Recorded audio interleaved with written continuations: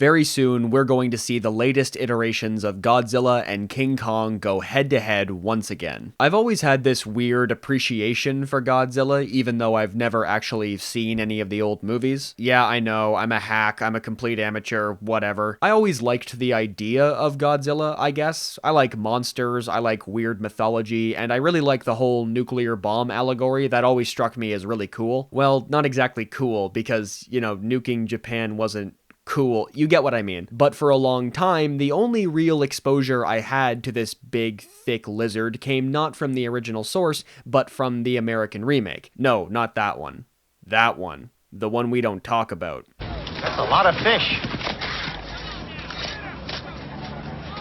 Roland Emmerich's Godzilla. This movie is very disliked by both Godzilla fans and anyone else who's seen it. If you haven't seen the movie, you've probably seen the novelization because, fun fact, it's in every single used bookstore in the world. I did own this novelization at one point in my childhood, and I read it dozens of times. Honestly, when I was rewatching the movie for this video, so many scenes came back to me purely from memories of that book, and like so many of these cases, I have to say, the book was better. I honestly don't hate this movie though. I have enough nostalgia for it that I never really dislike watching it, but I do find its various failures interesting, especially in terms of Godzilla himself. Himself. Who cares? A very unusual Godzilla 98 is the worst of all worlds when it comes to Roland Emmerich's disaster movies. You've got the absolutely ridiculous action, the cast of dozens of superfluous characters, and the movie stops every minute for a dumb joke.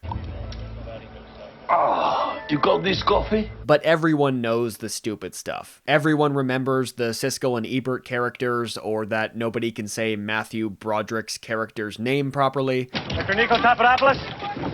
It's Totopoulos. I know everyone comments on this joke, but it's always really bugged me, even as a kid, because it's not a hard name to say at all. Totopoulos. It's phonetic. It's so easy. Anyway, the real issues lie with this version of Godzilla, which makes sense because this creature is functionally not even Godzilla. Different design, different power set, different origin. This is Godzilla in name only. It's G.I.N.O. And because of my years of research, watching this movie on TV and reading the textbook, I would consider myself an expert, a gynecologist, if you will. So let's take a closer look. He's pregnant.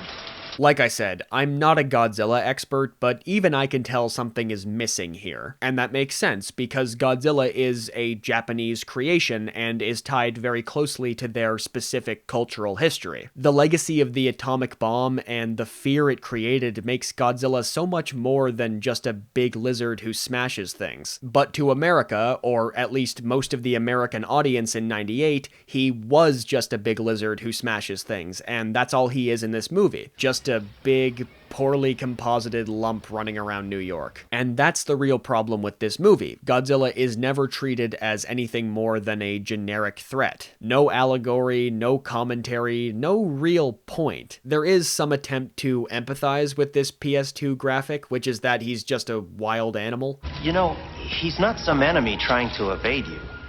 He's just an animal. I think the movie thinks this is a poignant take, like we're supposed to reflect on how we treat animals who are just trying to survive or something. That idea is not inherently bad, but it shows a real cultural disconnect in terms of what Godzilla represents. Because in this movie, Godzilla doesn't represent anything. But if Godzilla is just a big random lizard, then is it really even Godzilla? And it's Gojira, you moron! See, what makes Godzilla movies interesting to me is Godzilla, that presence, those abilities, and treating him like he is, on some level, a character. The newer American films have leaned much more into iconography and mythology, which is why I think they've been so much more successful, but this movie just doesn't seem that interested in Godzilla, and not just because they keep hiding him in the dark and the rain. I believe that was done out of shame name, without any allegory or any real cultural meaning, Godzilla is just treated like any other disaster would be. He's just this big thing that's running around, breaking buildings. So, rather than thematically engaging with Godzilla, all the movie does is escalate that disaster. Because it's a Roland Emmerich movie, the threat can't just be a big lizard, it also has to be the end of the world. One Godzilla is pretty bad, but then there are hundreds of Godzillas, potentially thousands of future Godzillas. And very soon, a new species will emerge.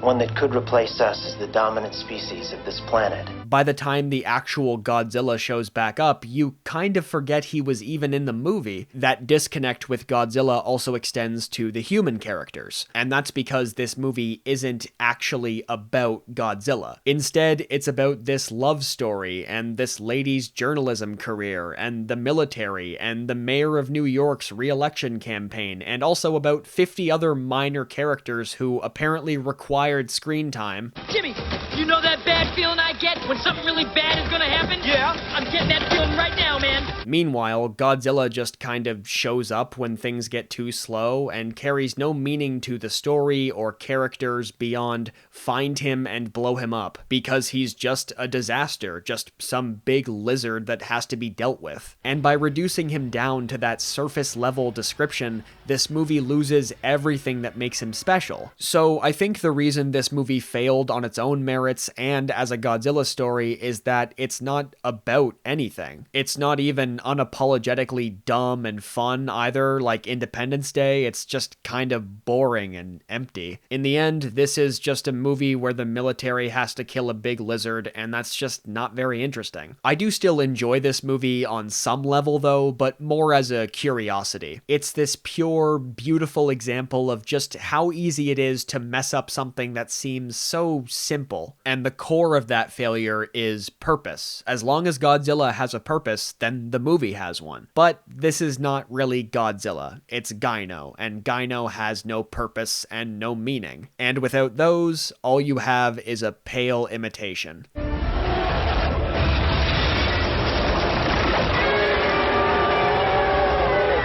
However, it is really fun to watch this movie and get a glimpse at what people used to be able to say in major blockbusters in the 90s. We're just not here, you freak! Damn right, you crazy wop!